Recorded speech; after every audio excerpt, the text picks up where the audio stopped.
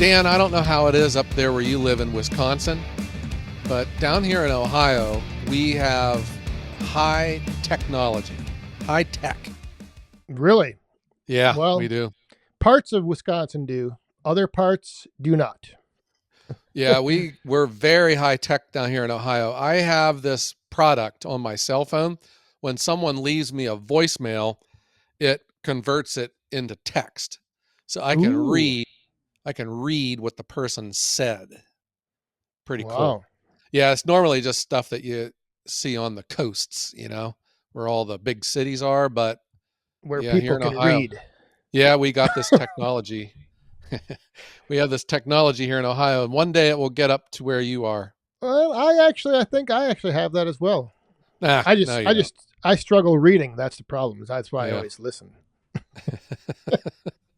So I got a voicemail that I want to share with you. It might give you some insight into Ohio woodburner and the way I think, Oh, or try to think. nice. All Depends right. on if you're talking to my wife or not. She'll say that. I know. Okay, it's Oh, I was going to say, I think I am not alone in that. I would like to get into the way you think sometimes. So I'm anxious waiting this. Let's have it. yeah, yeah. I'm a free thinker. So I got this voicemail. So as a policy, I do not answer my phone anymore. It just rings all the time, and I'm able to, I think, control my schedule better that way because I know. I mean, I return all my calls eventually, unless it's unrelated to a firewood order. But this was a typical call that I got, and you tell me how you think I reacted to it. Okay. Oh, all right. I'm going to read it. It says, "Hi, I'm looking for prices for a cord delivered. Also, what price can I get if I buy multiple cords? Call me back at phone number." There. Hmm. So put on your Joe hat and tell me, how do you think I replied to that? I would say that you probably first of all figured out in your mind that it doesn't matter how many chords you want, each chord is the same amount. And then after that, you probably said, I'm not sure I want to deal with that guy. Yeah. So there were two magic words he said in that voicemail to make me know that this is not my customer. The first word he said was cord, and then the second word he said was price. Oh, Yeah. yeah. I have learned over these years that any person that leaves a voicemail that asks about the price, I just know they're not going to buy off of me. I think people that buy my firewood, price is probably fourth on their list. And anyone that's calling looking for prices, I immediately just know that they're not going to buy off of me. Yeah. Yeah. And then the other one is cords. So I don't deliver cords. And this is exactly why. Because when you deliver cords, you start losing money. You leave money on the table. And as long as I am in charge of Ohio Woodburner, it will not be a nonprofit organization. And there will be no volume discounts. Oh my gosh, discounts. Oh, I double over with laughter when people ask for discounts. Discounts? Are you serious? So you've come to the realization that when people are asking price, they're probably wanting it to be lower than what you sell it for, because Uh, that's kind of why people ask how much is it, because they don't want to pay as much. They want it cheaper. yeah, I almost finished the sentence that you were speaking because I thought you were going to say something else. I did. I called this person back, and it's simply because I think it just makes good relations. There's a bad reputation in the firewood industry where people, they don't answer their phone, but I return. I don't answer mine for a different reason though, but I return calls. I try to do it promptly, but it's usually at least by the next day. I just, I'm on the phone all the time, and I would be if I didn't, set these parameters. So I return calls the day after, usually around lunchtime, and I'll clear all these out. But this person here, I went ahead and called him back, and just to confirm that I'm not the correct service for them. And I just come right out and I tell them, and people appreciate it. I've never once gotten attitude from this at all, because I just tell people, and I think they all know, that it's just too easy to buy firewood, and you can get it anywhere, and you can usually find it for your price. So if I'm trying to be a sole proprietor and I'm trying to make a living with this, I'm not going to be that kind of firewood service. But what I was going to say was, this person, was throwing out some numbers, because she's, the big town up here is Middlefield. It has a big Amish population, and all these Amish families sell firewood. And the Amish price this year seems to be around $225 a cord. And Yeah. she threw out that number about what she was looking for. And I went and told her, I said, well, that's what I buy my wood for. you know, that's what I buy Yep. my wood for. I buy my wood for what she was looking for it to have it delivered. So that should give you an insight onto what I am doing with firewood as a value added commodity. But that's the way. If some people want to make a living or make sales like that, then go for it. But I'm not. So in this case, I told the lady no.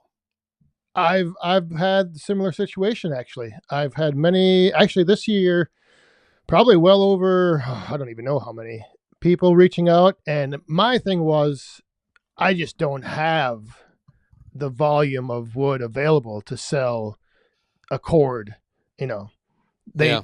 I've used the same line. I've said, well, I wouldn't be able to help you, but in my case, I have Rick, my tree service guy, who does sell a lot of bulk firewood. So I just always refer them to him, and then he usually comes through and delivers to them. And I do the same. I do not have relationships with some of these people that I refer this type of customer to. I drive by their places a lot. I see that they have a lot of firewood. I have not heard anything bad about them. But then again, I also never heard anything good about them either. But I just tell them, I don't have a relationship with this person. I just know they have a lot of firewood. I think maybe give them a try. And I have done that for a number of services, but you know, all it takes is one I don't know, tell me if I'm being petty here, but I'm helping these guys out, and then when I find out that they're throwing rocks at me, then Yeah. I don't refer them. I just find another person to refer them to, even Yep. if it's from the hometown that this person's calling from. I can only be so much of a nice guy, and I've never once gotten a. Well, that's not true. I did get a thank you from a firewood company for sending business their way. Oh, And well, then that's I good. and then I tried to buy their firewood too to, to deliver it to me. Yeah.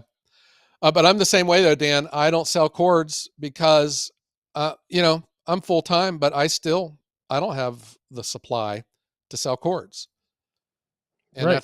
that's not how I make money, is by selling cords. I sell small quantities with a big markup, and I sell everything I get my hands on.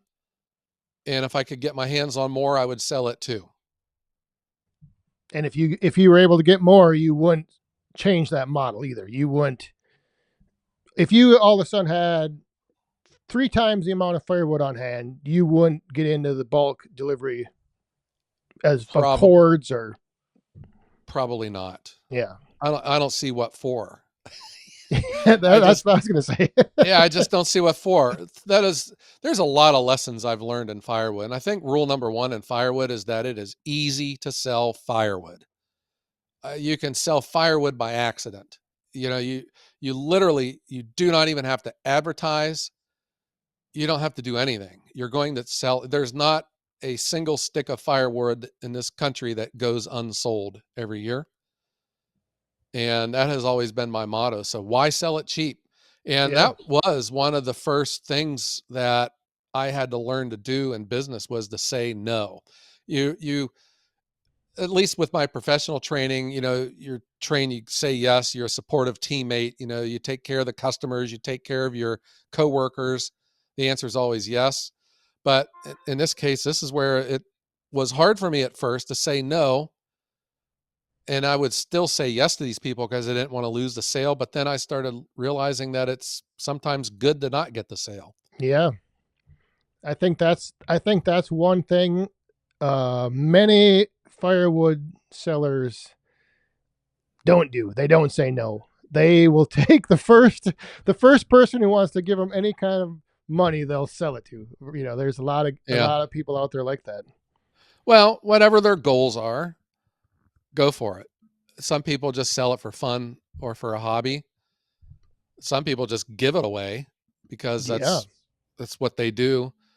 But it's how I make a living. So I'm I'm not bashful that I actually sell firewood for profit, and I'm not like I said, I don't give discounts. What for? So you wouldn't have ever heard from anyone something like, "I can't believe you're ripping people off, charging money for that when I have so much of it. I just give it away to my neighbors. I don't charge Sure. people for it." I think you said that with a grin on your face, Dan, because I hear that. I've heard that on more than one occasion. Come on, man. I've heard it That's many times as well. Yeah, I hear it. I think it mostly comes out when you deal with bundles Yes, because I don't know, bundles. it just kind of it triggers some people. Maybe because they feel like they know more than everyone else that you can get wood a lot cheaper if you buy it by the cord. But people that I normally find that want a bundle don't want a cord. Yeah. So, what's the big deal there? Yep. But yeah, that would be like, let me ask you this question, Dan. What do you do? Okay, we know that you are a hobbyist in your firewood operation, but what do you do for a living? What's your full time job, Dan? It's a little difficult to explain, but I guess you can kind of put it in like the IT world, computer Oh, yeah. world realm, like that, somewhere in there. Okay. Well, guess what, Dan? I am also deep into IT, and Oh, I donate my time for free to train the elderly on how to surf the internet. Therefore, you are a jerk because you sell your labor power for money. I'm getting paid to do it and you're doing it for free? I'm giving it What? away for free. Therefore, I'm a better person than you. See, I knew it. Yeah, Yeah. I'm a scoundrel. I But know. don't you think though that's the way the firewood industry is, where people that make it themselves and they have an abundance to to them, that's what the firewood industry is. But then there's some lost soul in Ohio who's trying to make a living doing it, and Yeah, it's hard for them to shift gears to think that this is called the free market and I'm doing what I can. yeah. And I think the other thing is a lot of I'll just put them in the old timers category. Like they've grown up around firewood where it's like abundant. You can go out in your backyard and you have 6 trees you can make into firewood, and you have plenty of firewood on hand at all times. And they just Yeah, can't understand how someone in a suburb might want to have a fire in their backyard 2 or 3 times a year. And right. they don't want a cord. They want a face cord or a half face cord, or a, th- A a half a face cord is a sixth a of a sixth cord. of a cord. Okay, yeah, they want 15, 30 seconds of a cord. Or Dan, they don't even want normal firewood. They want mini or small wood. Oh, yeah, see, that's another thing. Uh-huh. Yeah, yeah, it's Yeah, well, crazy. Dan, I have a bunch of that laying around my yard and I just give it away for free. So, I mean, No, that further shows how big of a scoundrel you are trying to make a profit with your firewood.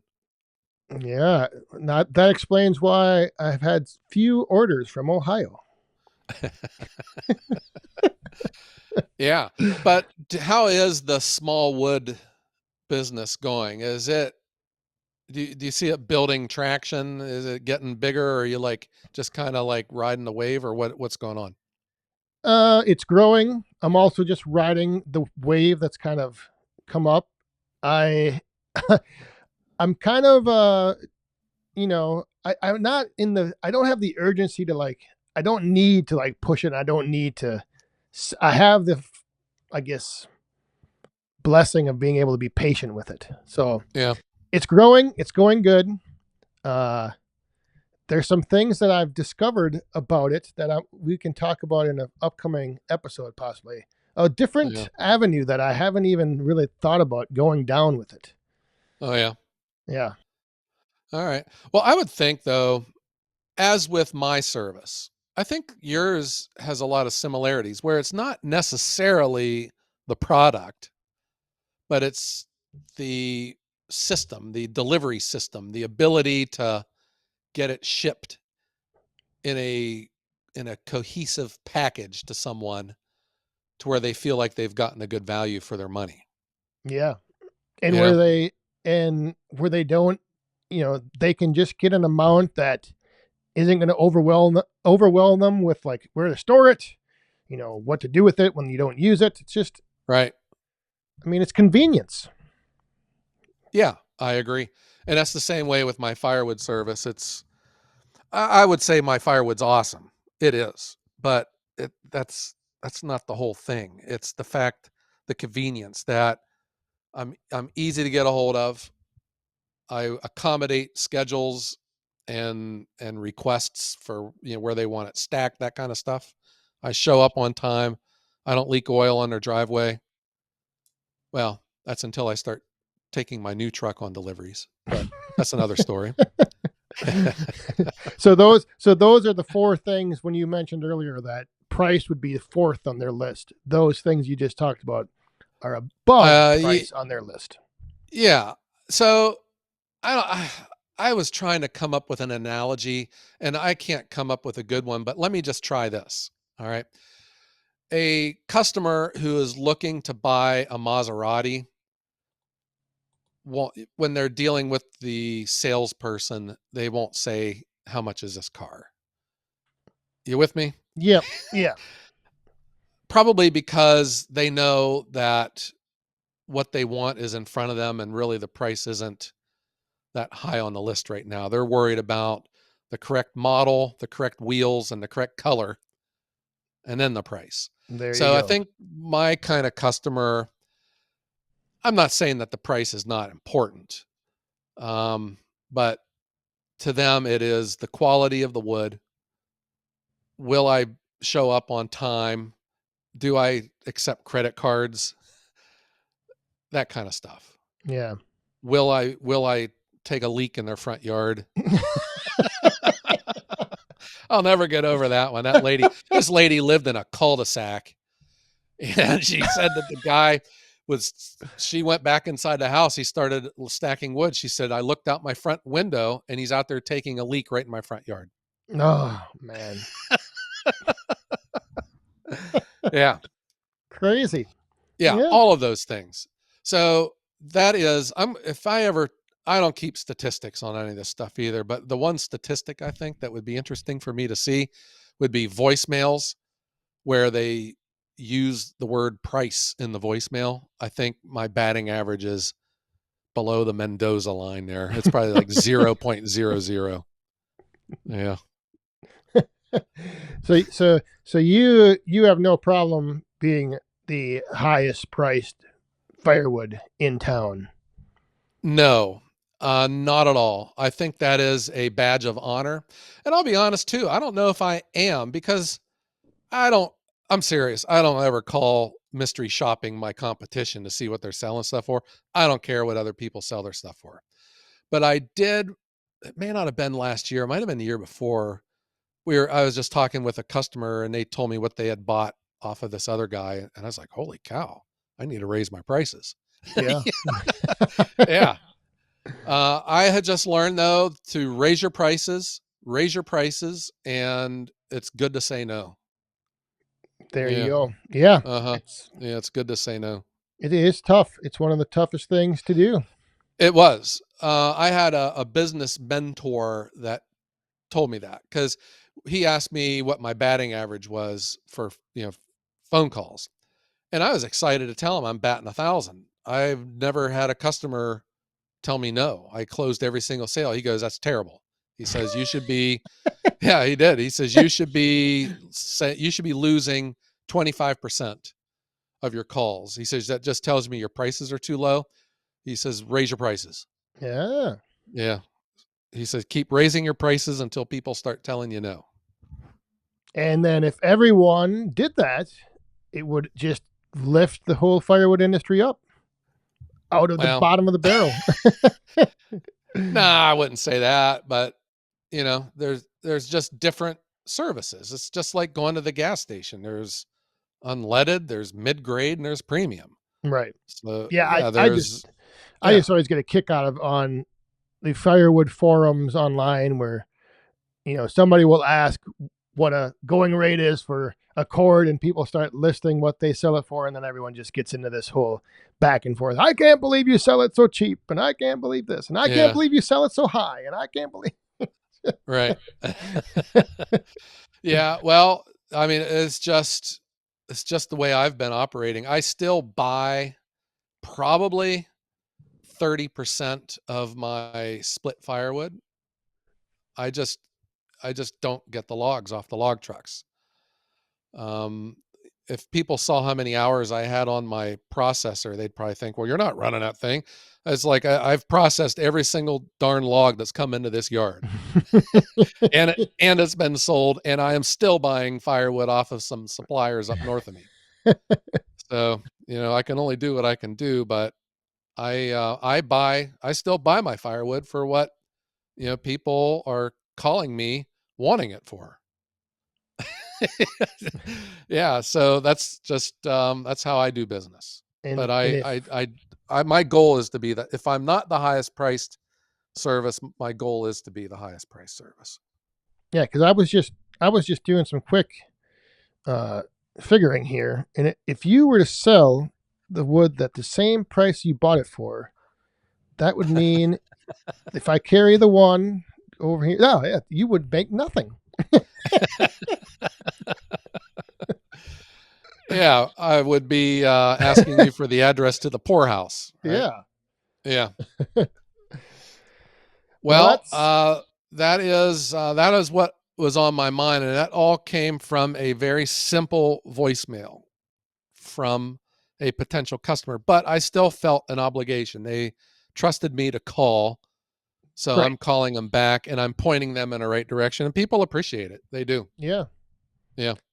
But all it takes is just one of these companies to badmouth me, or they're going after my customers, my restaurants and stuff, then they won't be getting references from me because I Heck don't go no. after anyone else's stuff. No. Right. Yeah. Yeah. So, what else is going on? We have the Paul Bunyan coming up. And I think you have something coming up actually before Paul Bunyan. Oh, I do. I forgot all Yeah. about that. We need to tell people to tune into this coming weekend. I will be a keynote speaker at the Power of 50 Career Summit, which is going to be held in Cleveland. It's on the west side of Cleveland in Rocky River.